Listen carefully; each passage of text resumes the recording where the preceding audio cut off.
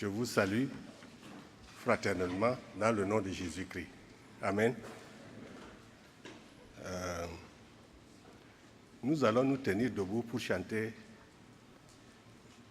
un numéro de chant de victoire, le 249. Nous allons chanter la première strophe et la dernière strophe avant de continuer. Est-ce que vous voulez vous tenir debout? 249. J'ai soif de ta présence, divin chef de ma foi.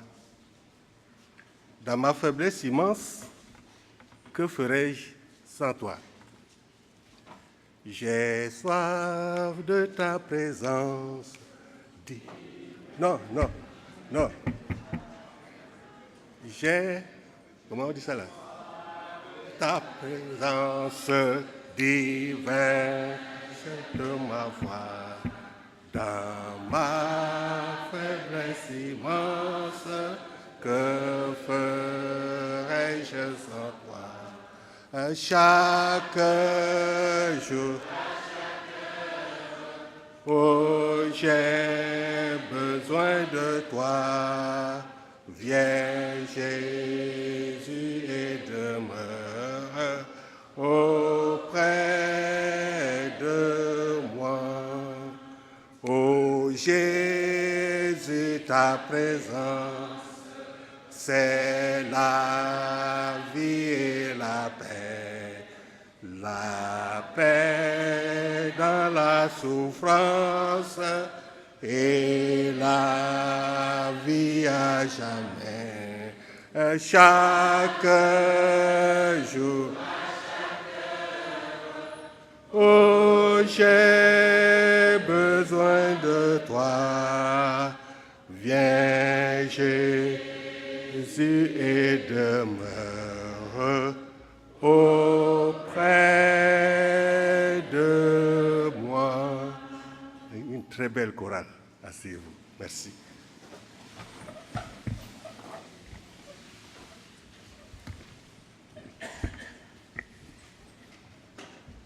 Nous avons, par la grâce de Dieu, choisi de parler du temple de Dieu. Le temple de Dieu, nous avons formulé notre thème comme le symbolisme du temple de Dieu, ou bien ce que le temple de Dieu nous enseigne. Nous allons donc lire d'abord un texte, le texte que nous trouvons dans Agé, le chapitre 1.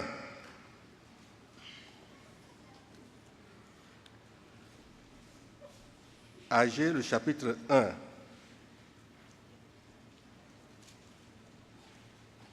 Je vais lire à partir du verset 1 jusqu'au verset 15. Soyez donc attentifs. La seconde année du règne de Darius, La seconde année du roi Darius, le premier jour du 6e mois, la parole de l'Éternel fut adressée par Agé, le prophète, à Zorobabel, fils de Sheltiel, gouverneur de Juda, et à Josué, fils de Jotsadak, le souverain sacrificateur, en ces mots. Ainsi parle l'Éternel des armées. Ce peuple dit, le temps n'est pas venu, le temps de rebâtir la maison de l'Éternel. C'est pourquoi la parole de l'Éternel leur fut adressée par Agé, le prophète, en ces mots. Est-ce le temps pour vous d'habiter vos demeures lambrissées quand cette maison est détruite? Ainsi parle maintenant l'Éternel des armées.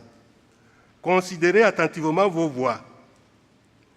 Vous semez beaucoup et vous recueillez peu. Vous mangez et vous n'êtes pas rassasiés. Vous buvez et vous n'êtes pas désaltérés. Vous êtes vêtus et vous n'avez pas chaud. Je saute au verset 9.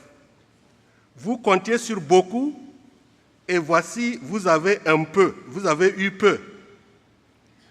Vous l'avez rentré chez vous, mais j'ai soufflé dessus. Pourquoi? Dit l'Éternel des armées. À cause de ma maison qui est détruite. Tandis que vous vous empressez chacun pour sa maison. C'est pourquoi les cieux vous ont refusé la rosée et la terre a refusé ses produits. J'ai appelé la sécheresse sur le pays, sur les montagnes, sur le blé, sur le mou, sur l'huile, sur ce que la terre peut rapporter, sur les hommes et sur les bêtes, et sur tout le travail des mains. Verset 12. Zorobabel, fils de Sheltiel, Josué, fils de Jotsadak, le souverain sacrificateur, et tout le reste du peuple entendirent la voix de l'Éternel, leur Dieu, et les paroles d'Agé, le prophète, selon la mission que lui avait donnée l'Éternel, leur Dieu. Et le peuple fut saisi de crainte devant l'Éternel. Agé, envoyé de l'Éternel, dit au peuple, d'après l'ordre de l'Éternel, « Je suis avec vous, dit l'Éternel. » Je répète, « Je suis avec vous, dit l'Éternel. » L'Éternel réveilla l'esprit de Zorobabel, fils de Sheltiel, gouverneur de Juda, et l'esprit de Josué, fils de Jotsadak, le souverain sacrificateur, et l'esprit de tout le reste du peuple. Ils vinrent et se mirent à l'œuvre dans la maison de l'Éternel des armées, leur Dieu. Le 24e jour du 6e mois, la seconde année du roi Darius. Aussi précis que ça. Voici le texte qui va servir d'appui pour le message que nous voulons délivrer ce matin. Vous savez que moi, je ne sais pas si je prêche ou j'enseigne. Donc, c'est devenu un peu compliqué pour moi. Nous allons parler du temple de Dieu. Alors, comme nous avons des jeunes, des enfants avec nous, je vais vous poser une question. Il faut que vous participiez à ça. Imaginez que vous avez l'occasion de construire une maison pour Dieu. Qu'est-ce que vous allez utiliser pour construire cette maison-là? Dites-nous ce que vous allez utiliser pour construire la maison, si la maison doit être pour Dieu. Vous savez pas? Vous savez pas? Oui, oui. Tu vas utiliser quoi? Elle va utiliser de l'argent pour construire la maison. Non, il faut parler à haute voix pour que... Lève-toi et parle à haute voix pour que tout le monde t'entende. Avant de construire, on doit demander l'Esprit Saint de Dieu d'être avec nous. Vous allez demander L'Esprit Saint. l'Esprit Saint. Il va utiliser l'Esprit Saint. Et vous autres, avec l'argent et l'Esprit Saint, c'est suffisant. J'ai dit, qu'est-ce que vous allez utiliser? Les matériaux que vous allez utiliser. Oui. Lève-toi et parle à haute voix. Oh. Le matériel, c'est quoi? C'est quoi? Quel matériel? Briques.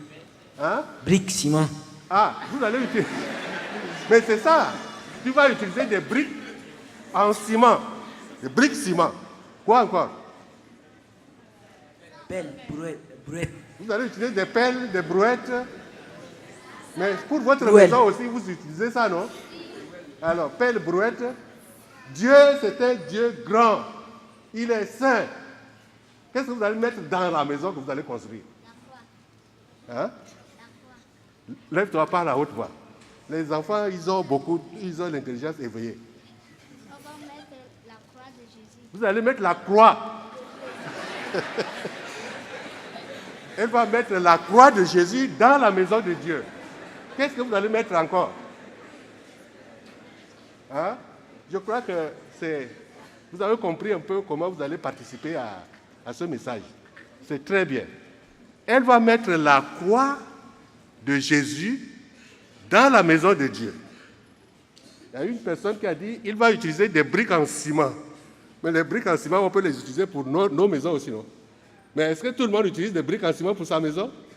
Non, ce n'est pas toujours le cas. On n'en a pas toujours les moyens. Les briques en ciment, c'est les meilleures briques qui puissent exister. Et il y a beaucoup d'autres choses. Si c'était à vous que la question s'était adressée, vous alliez citer beaucoup de choses et normalement les meilleures des choses pour bâtir la maison à l'Éternel. J'ai dit que nous allons utiliser le texte que nous avons lu, mais dans un premier temps, comme nous voulons parler du temple, il est important de comprendre bien les termes que nous utilisons avant de revenir sur notre sujet et parler des décisions que nous sommes appelés à prendre pour que notre Dieu soit content. Si Jésus est dans ton cœur, la joie que tu exprimes, c'est la vraie joie. Si Jésus n'est pas dans ton cœur, tu peux exprimer une joie hypocrite. La maison de Dieu, c'est d'abord pour Dieu. Vous savez que notre Dieu est un Dieu qui n'aime pas le désordre.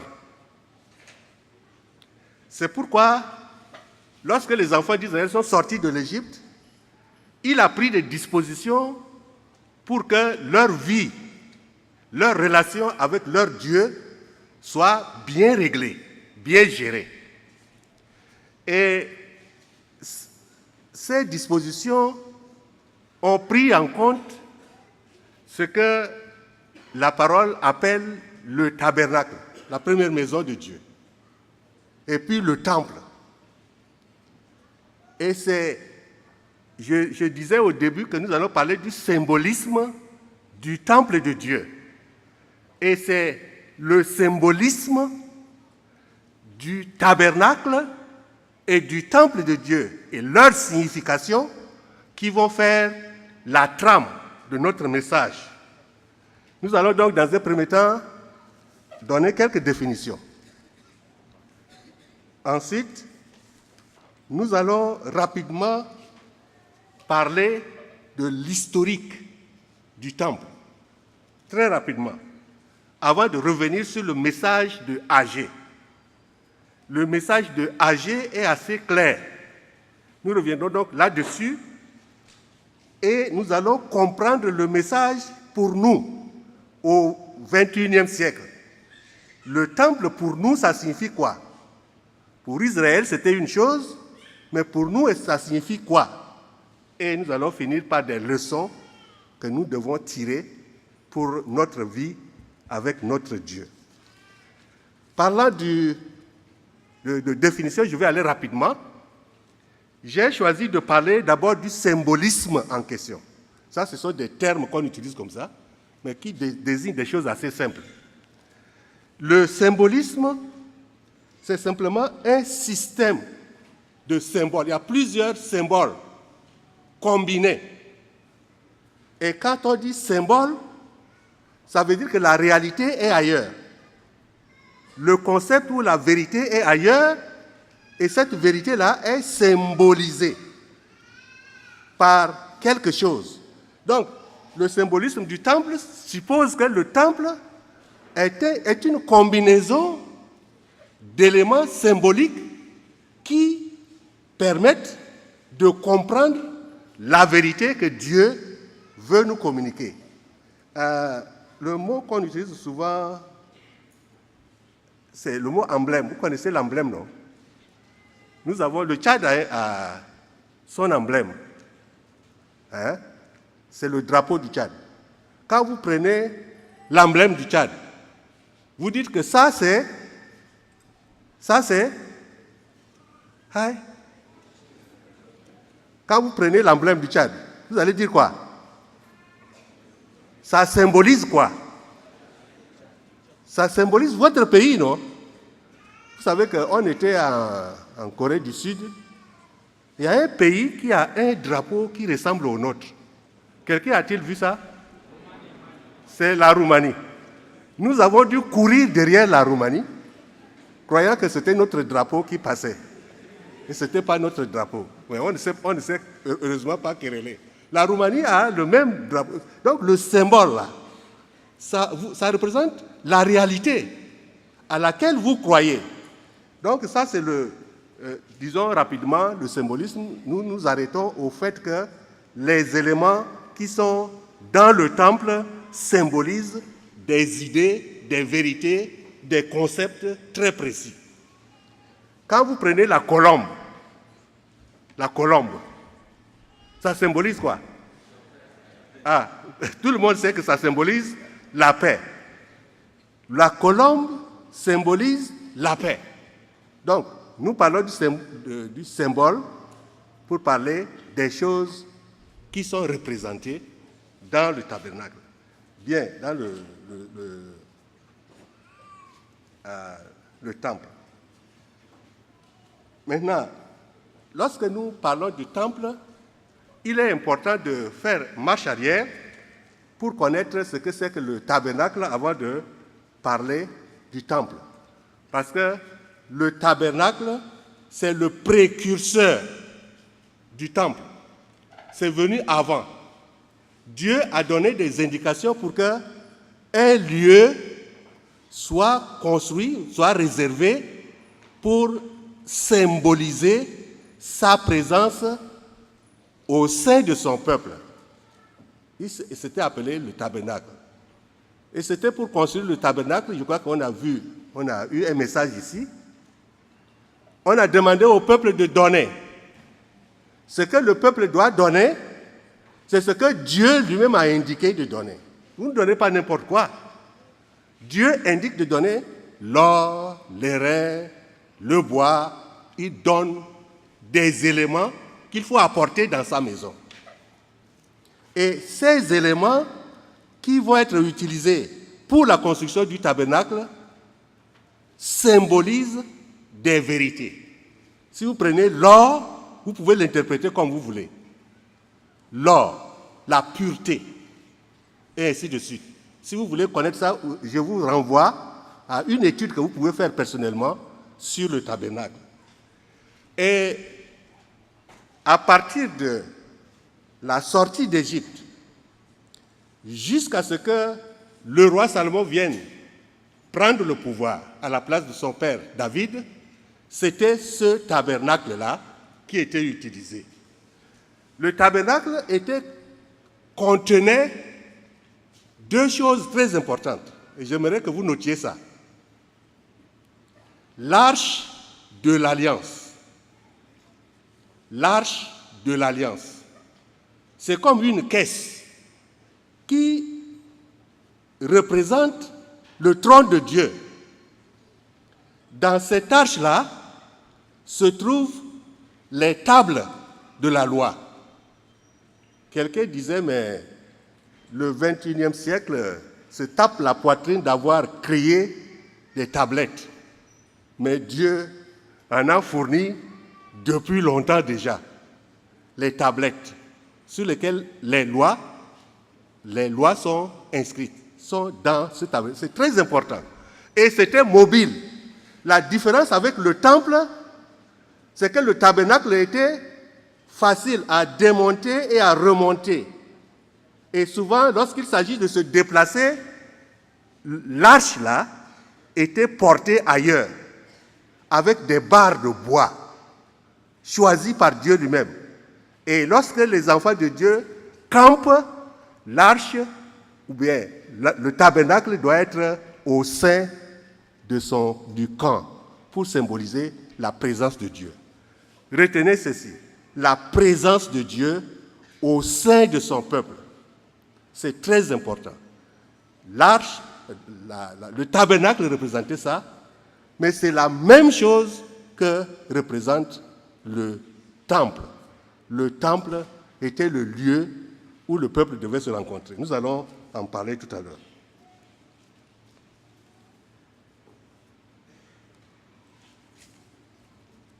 Donc, après le tabernacle, c'est le temple qui va être construit par Salomon. Et comme je l'ai dit, il est construit sur le même plan que le tabernacle. Mais ce qui nous intéresse ce matin, ce n'est pas tous les éléments qui sont là-dedans. Vous pouvez aller chercher des informations là-dessus.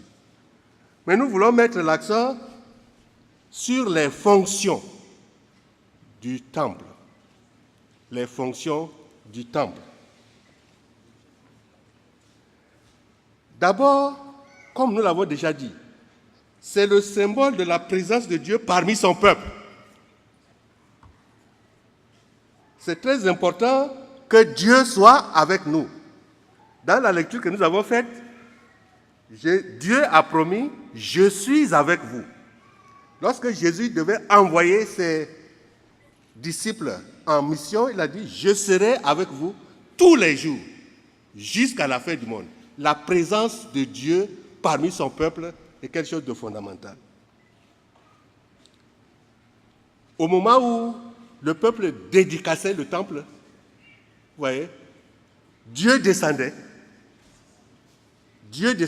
pour le rencontrer, en particulier par l'intermédiaire de Moïse. Et ça fait que le temple se remplit de fumée, qui était le symbole de la présence de Dieu. Et pour le peuple, Dieu ne peut pas être ailleurs que dans le temple. Avec le tabernacle, il y a eu des mouvements. C'était un certain concept qui était dans la tête. Mais le temple était fixe. Ça a créé des problèmes. Est-ce que Dieu est partout? Ou bien est-ce que Dieu est seulement dans le temple? Pour certains, Dieu est seulement dans le temple. Pour d'autres, non, Dieu est partout. Et pour vous, où est Dieu? Il est seulement dans ce lieu de culte? Ou bien il est aussi ailleurs? Il est partout. Il est partout et nous allons voir qu'il est en nous. Et partout où nous sommes, Dieu est avec nous. La deuxième fonction, le temple servait de symbole de la rédemption, du pardon des péchés. Parce que c'est dans le temple que le peuple devait aller offrir les offrandes pour le pardon des péchés. Donc les sacrifices quotidiens pour le péché se faisaient dans le temple. Mais il y a un jour, on parle du jour des expiations. Le jour des expiations, le souverain sacrificateur doit entrer pour aller dans le lieu très saint qui se trouve dans le temple et asperger une sorte de coffre qui représentait, c'était comme un autel. Il aspergeait de sang de l'agneau cet autel-là. Et puisqu'il asperge le sang de l'agneau sur cet autel, le péché du peuple dans son ensemble est pardonné. Donc ça fait le pardon des péchés. C'est très important. Le sacrificateur lui-même devait parfois offrir aussi des sacrifices pour lui-même, parce que c'est un péché. Il entre dans le lieu très saint et asperge du sang de l'agneau immolé à cet autel-là, le propitiatoire, le lieu où on rend Dieu favorable à l'homme, propitiatoire, rendre Dieu propice. Il asperge de sang ce lieu-là afin d'expier le péché du peuple. La remarque que nous devons faire ici, c'est que le temple, l'existence du temple, même au milieu du peuple, ça ne garantit pas la présence de Dieu parmi ce peuple. Ça ne suffit pas. Pour que le temple puisse représenter réellement la présence de Dieu parmi son peuple, il faut que ce peuple rejette les autres dieux. Il faut que ce peuple soit saint. il faut que ce peuple soit obéissant aux lois de Dieu. Mais s'il ne le fait pas, la présence du temple, c'est rien du tout. C'est comme ça qu'on va dire,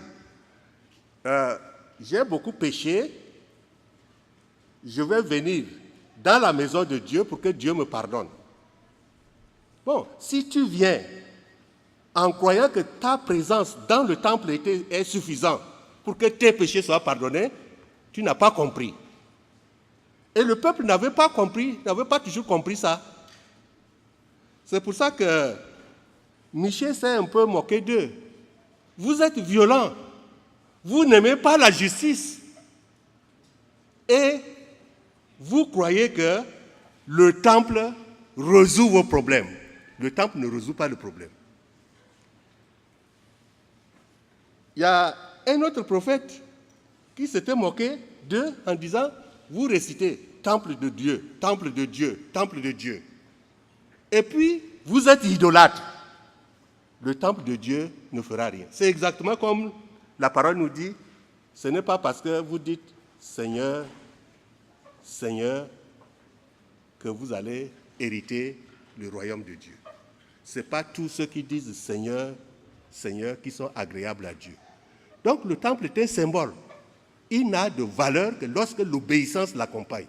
S'il n'y a pas d'obéissance, ça ne marche pas. Alors, le peuple a vécu comme ça. Pour prier, il fallait se tourner vers le lieu où se trouve le temple. C'est Jérusalem.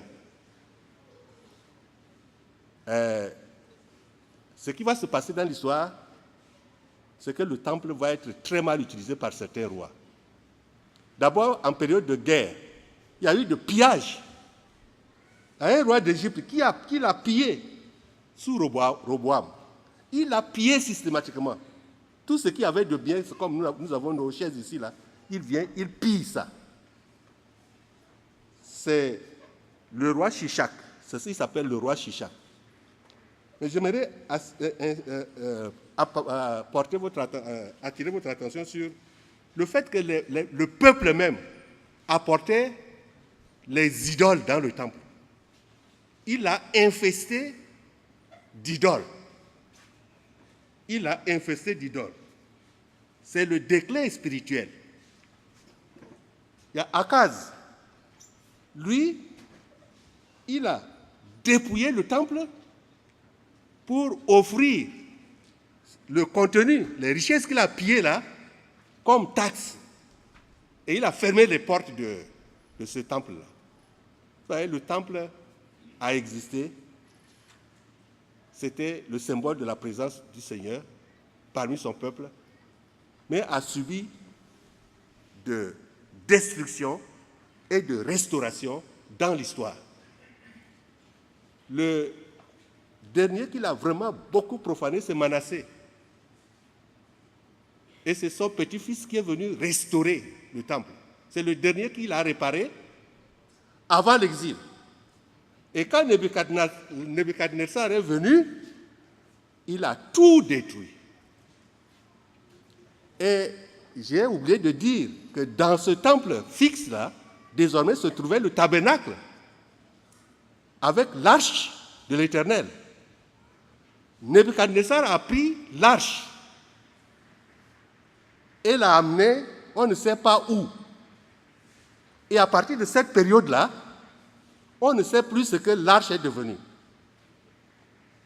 Le symbole n'est pas là. Mais est-ce que la réalité n'est pas là non plus? Si le symbole n'est pas là, si on brûlait tous les drapeaux du Tchad, le Tchad n'existerait pas. Hein? Ou si on tuait les colombes, la paix n'existerait pas. C'est ça? Hein? Est-ce que la paix est dans la colombe? Est-ce que le Tchad est dans le drapeau? Si c'était ça, on allait peut-être fusionner avec la Roumanie. Hein? Mais la réalité va rester. La présence de Dieu va demeurer. Et la volonté de Dieu d'être au milieu de son peuple va rester. C'est très important de le noter, parce que le peuple qui a été exilé doit revenir. Et le peuple est revenu.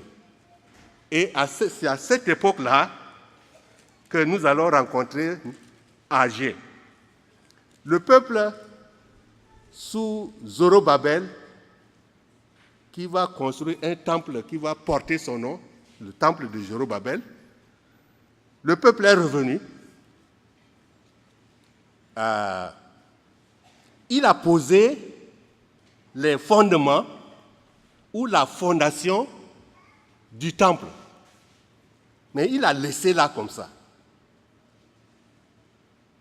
Alors que Dieu désire vivre parmi son peuple, ce peuple qui connaît l'importance du temple, jette les fondements ou les fondations du temple et croise les bras. Alors la colère de Dieu va s'enflammer contre ce peuple. Et ce que nous avons lu dans Agé, c'est la manifestation de la colère de Dieu sous forme de malédiction. Agé va recevoir de Dieu le message pour ce peuple. Il va d'abord parler au chef. Ensuite, il parle au peuple. Nous relevons ceci. Vous avez négligé la présence de Dieu parmi vous. Vous avez négligé, vous avez délaissé la présence de Dieu parmi vous. Vous avez méprisé cela. Si vous négligez la présence de Dieu parmi vous, vous suscitez sa colère. Et c'est ce qui se passe avec vous. Vous vivez mal. Le constat qu'il a fait, c'est que les habitants ont faim. Ils ont soif, ils ont froid, malgré la nourriture qu'ils prennent, malgré l'eau qu'ils boivent, ils ont toujours faim. La nourriture ne calme plus leur faim. Leur salaire, là, c'est rien du tout. Ça tombe comme dans un sac troué. C'est parti. Ils espèrent, quand ils cultivent le sol, par exemple, ils comptent remplir les greniers. Moi, j'ai été heureux, pendant le repli, d'avoir cultivé du pois de terre. J'ai rempli un grenier. C'était très intéressant de remplir un grenier. Le paysan espère remplir le grenier. Or, lorsqu'il amène sa récolte dans le grenier, c'est comme si le grenier là même est troué. C'est comme s'il y a des choses qui détruisent ça. Il a peur seulement. Ce qu'il amène au grenier là. Et Dieu dit, je souffle sur vos récoltes. Je souffle sur vos récoltes. Vous n'avez rien. Ça, ce sont les constats que Agé a fait et qu'il a porté dans son message à la connaissance du peuple. Vous connaissez ça. Pourquoi tout ça vous arrive? Pourquoi tout ça vous arrive? Et nous avons vu, c'est parce que la maison de Dieu est en ruine et que vous vous intéressez à la construction de vos maisons, vous les embellissez et vous dormez tranquillement là-dedans, sans vous préoccuper de moi. Alors, moi, j'ai fermé le ciel. Je ne vous bénis plus. Vous êtes maudits. Mes amis, lorsqu'on n'entretient pas la présence de Dieu dans notre vie, on est sujet à la malédiction de Dieu. Lorsque nous refusons d'obéir à la voix de Dieu, à l'appel de Dieu, aux instructions de Dieu, nous nous destinons nous-mêmes à la malédiction de Dieu, à la colère de Dieu. Et Dieu peut nous détruire. Lorsque vous mangez et que vous ne calmez jamais votre faim, c'est une malédiction. Vous avez soif, vous buvez et puis votre soif ne se calme pas. Comment est-ce que ça peut se passer? C'est assez difficile. C'est ce que le peuple de Dieu, revenu de l'exil, a connu. Alors Dieu envoie donc son serviteur âgé pour leur rappeler toutes ces choses-là. Et l'exhortation qu'il leur fait, c'est quoi? Examinez vos voies. Comme Jean-Baptiste le dirait, repentez-vous. Examinez vos voies. Considérez vos voies. Réfléchissez. Ne continuez pas comme ça. Dieu veut être parmi vous et en vous. S'il n'est pas là, il y a problème. Réfléchissez. Vous avez déplacé la priorité de la maison de Dieu à vos propres maisons. Quelles sont nos priorités à l'Assemblée chrétienne, la bonne nouvelle ici? Est-ce que c'est Dieu ou bien c'est nous? Réfléchissons. Si nous déplaçons la priorité, Dieu n'est pas content. La troisième exhortation que Agé donne, c'est qu'il faut rendre Dieu heureux. Il faut que Dieu soit content. Et si vous voulez que Dieu soit content, reconstruisez son temple. Remettez-le à sa place. Redonnez-lui la place qui lui est due. Alors il sera content. Et quand Dieu est content, quand l'Esprit qui est en vous est content, vous êtes content. Quand l'Esprit est attristé, vous êtes triste. Les bénédictions ne sont pas là. Alors ce qui est très encourageant pour nous ce matin, c'est que cet appel d'Agé a été entendu. L'appel d'Agé a été entendu.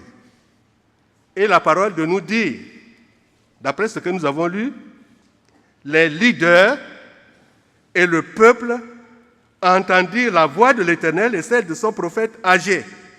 Le verset 12 dit ça. Ils entendirent que celui qui a des oreilles entende ce que l'Esprit dit aux églises. Est-ce que vous entendez la voix de Dieu? Est-ce que vous entendez la voix de ses prophètes? Dieu en sera content. Entendre ici, c'est l'accepter. L'accepter comme vérité. L'accepter pour glorifier Dieu. L'accepter parce que ça vient de Dieu. Donc le peuple, avec les leaders, ont entendu la voix de Dieu. La deuxième réaction, le peuple est saisi de la crainte de Dieu. La crainte de Dieu, ce n'est pas la peur de Dieu. Le peuple développe l'amour de Dieu.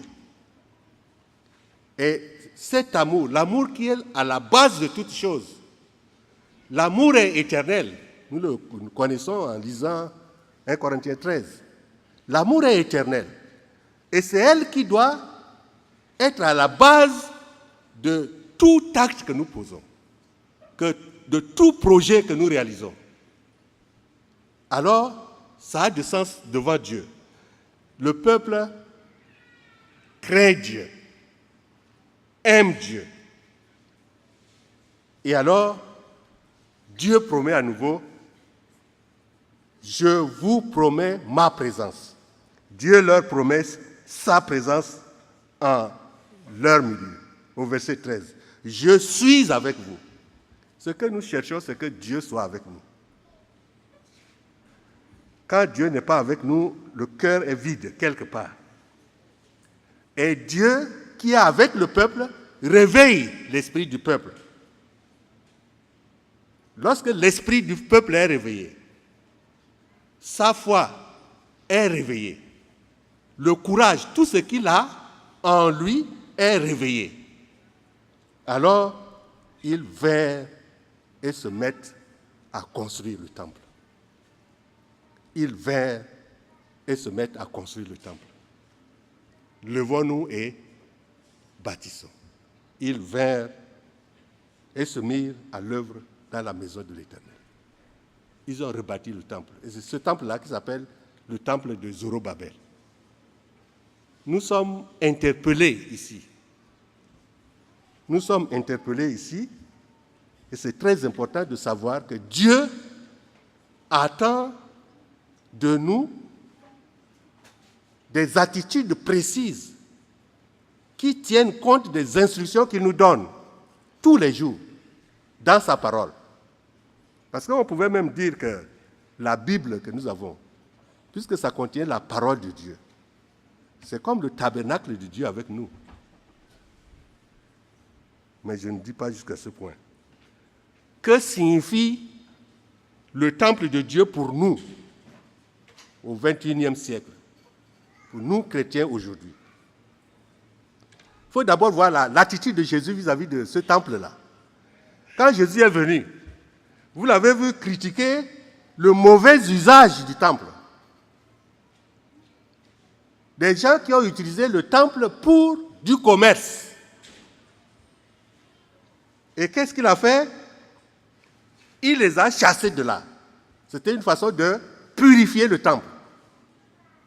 Il les a chassés.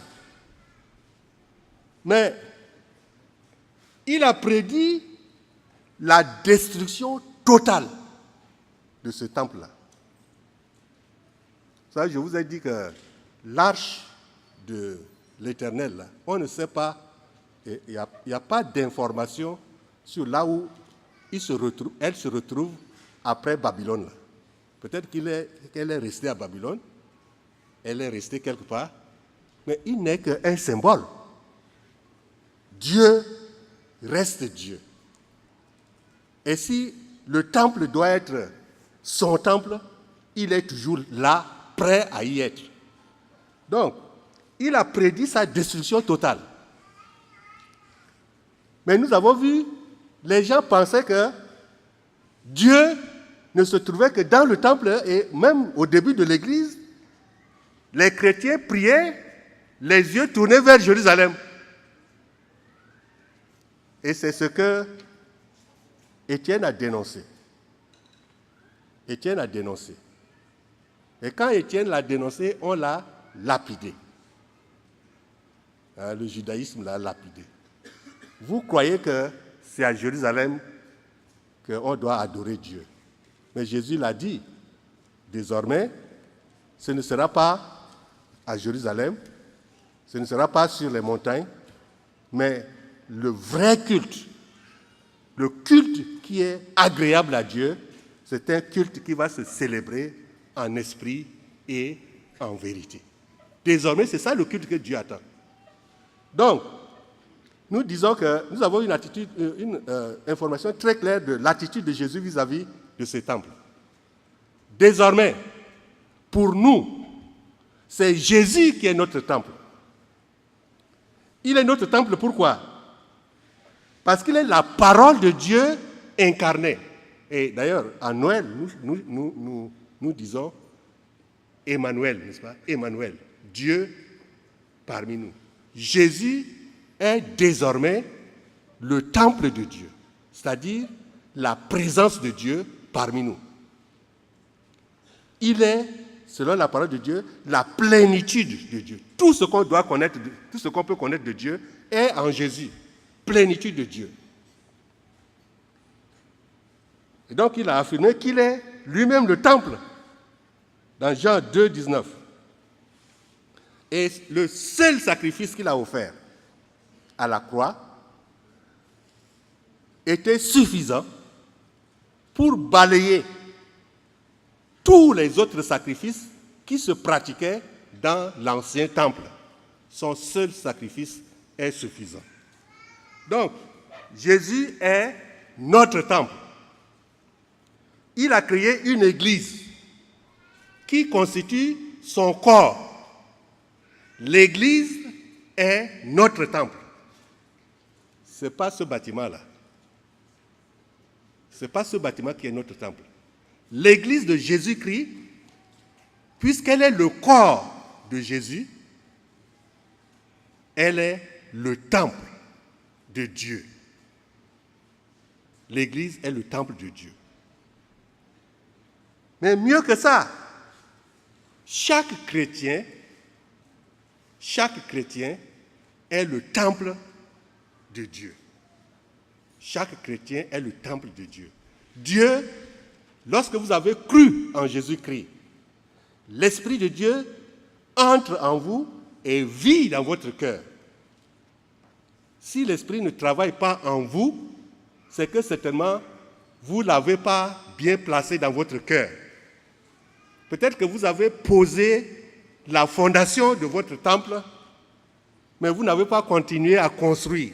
Vous l'avez négligé. Et les gens racontent qu'en Afrique, il y a beaucoup de fondations qui ont commencé et qui sont abandonnées, faute de moyens. Si vous avez posé le fondement, qui est Jésus-Christ, si vous l'avez accepté comme votre sauveur personnel, qu'est-ce qui empêche que vous grandissiez? Qu'est-ce qui empêche votre croissance? Si vous ne croissez pas, vous allez négliger Jésus-Christ. Et lorsque vous le négligez, vous négligez le Saint-Esprit qui est en vous, vous ne pouvez pas croître. Vous ne pouvez pas poser des actes qui soient agréables à Dieu. Et il y a des raisons pour lesquelles nous ne croissons pas. Nous avons des ennemis dans ce monde.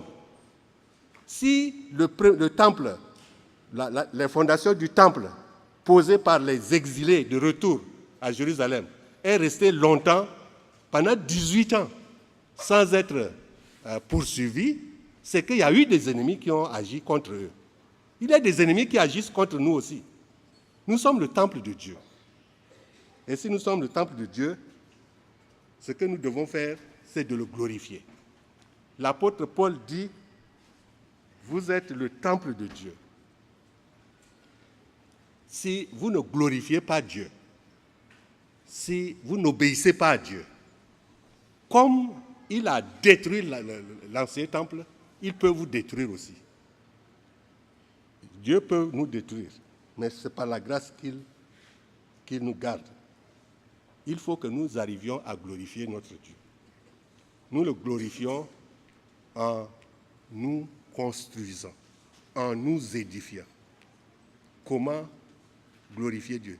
Édifions-nous, formons-nous. Quand on parle de temple,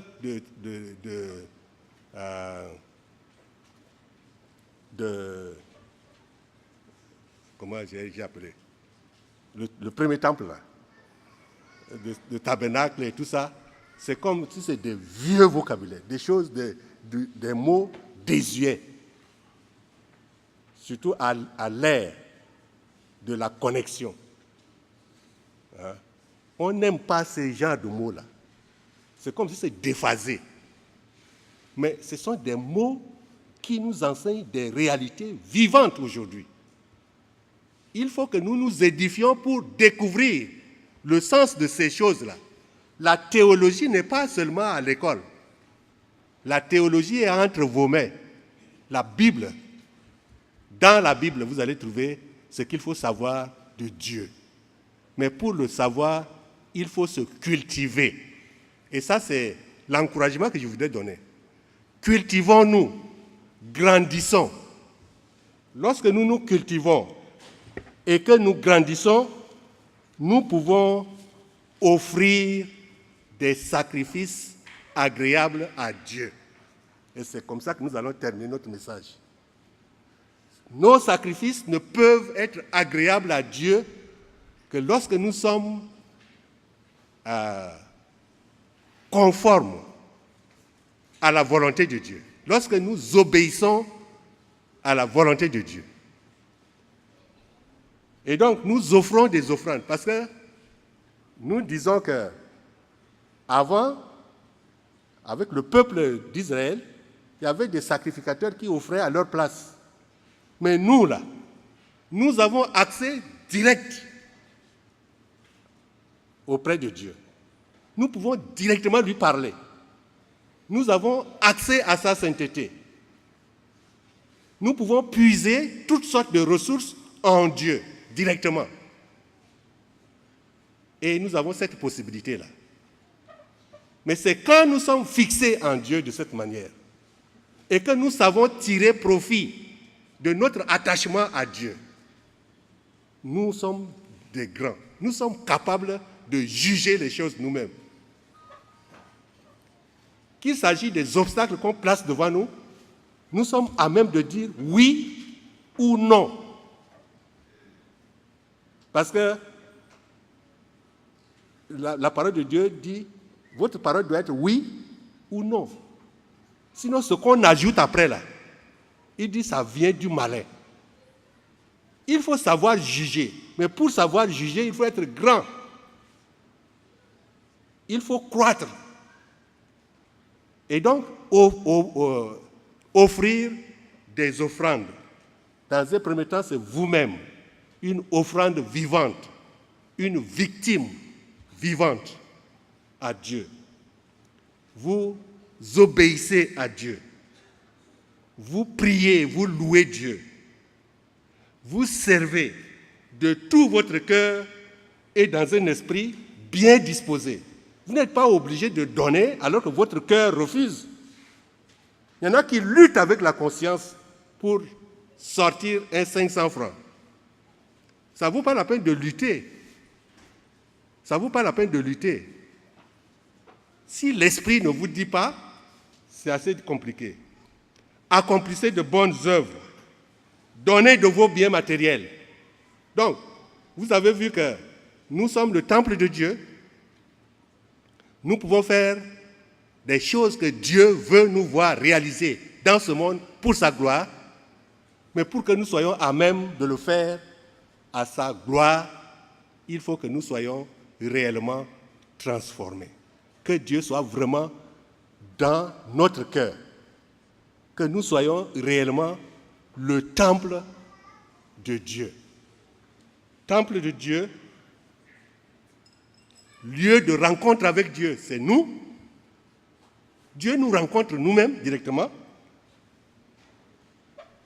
Sa présence permanente, le lieu où il exerce, où il manifeste sa présence permanente, c'est nous. Parce que Christ est en nous. Nous devons bâtir la paix. L'UNESCO dit que la paix se bâtit dans l'esprit des hommes. Il dit, les guerres prenant naissance dans l'esprit des hommes, c'est dans l'esprit des hommes qu'il faut bâtir les défenses de la paix. C'est dans l'esprit des hommes. Or, vous savez que notre esprit, nous les hommes du XXe siècle, nous conduit ailleurs. Notre esprit développe des ennemis contre nous. Je vais les citer. La connaissance scientifique, qui devient de l'idole, qui nous promet toutes les connaissances, alors que l'intuition est à côté. Il y a des choses qui ne s'analysent pas au laboratoire. Et c'est peut-être, ces choses-là sont plus importantes que ce que la science peut analyser. Nous avons la technologie. Ça nous emporte. Nous ne savons pas comment utiliser ça. Nous souhaitons que quelqu'un nous aide à mieux utiliser la technologie. Ce sont des moyens que Dieu nous donne. Mais si nous plaçons cela en priorité par rapport à Dieu, nous ne saurons pas comment l'utiliser. Et l'économisme, c'est-à-dire les richesses font que nous mettons Dieu de côté, nous allons chercher des choses qui nous enrichissent très rapidement. Si Dieu n'est pas dans notre cœur est vide et les démons viendront remplir ce cœur-là. Et si les démons remplissent notre cœur qui est vide, ils vont nous conduire là où Dieu ne veut pas nous voir aller. Que le Seigneur nous aide à être réellement son temple, à croître en lui, et que nous puissions apporter des sacrifices, des offrandes qui lui soient agréables. Parce que si nous lui apportons des offrandes qui lui sont agréables, il nous bénit. Plus de malédiction. Et l'occasion que nous donnons chaque année au mois de juillet, c'est l'occasion de nous examiner et de venir devant Dieu avec tout ce que nous sommes, tout ce que nous avons, et lui dire merci. J'ai gagné tout ça grâce à toi. Pendant toute l'année, si je fais mon calcul, voilà la somme que j'ai gagnée. Seigneur, tu m'as vraiment béni. Je te suis reconnaissant. Je donne ça pour que ton service puisse aller de l'avant. Dieu est glorifié. Nous sommes heureux. Nous sommes dans la joie. Que le Seigneur nous aide à comprendre les choses et à agir conformément à ce qu'il nous demande de faire au nom de Jésus-Christ. Amen.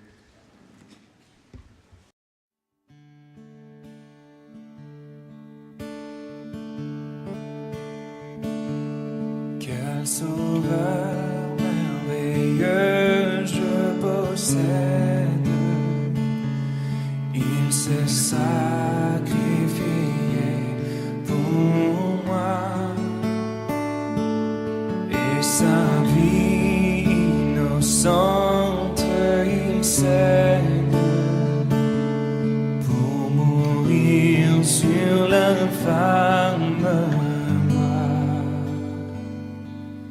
Il renonce à la gloire céleste pour le plan rédempteur de Dieu.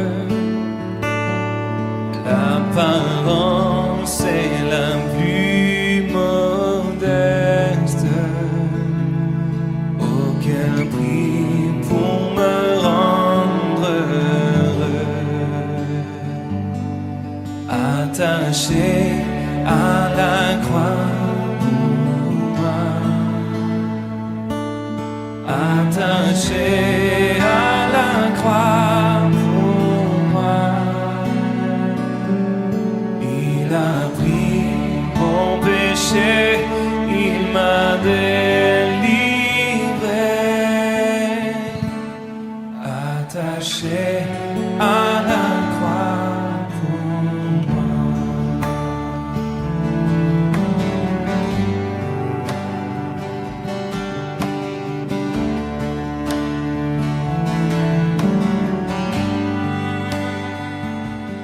Maltraité, innocent.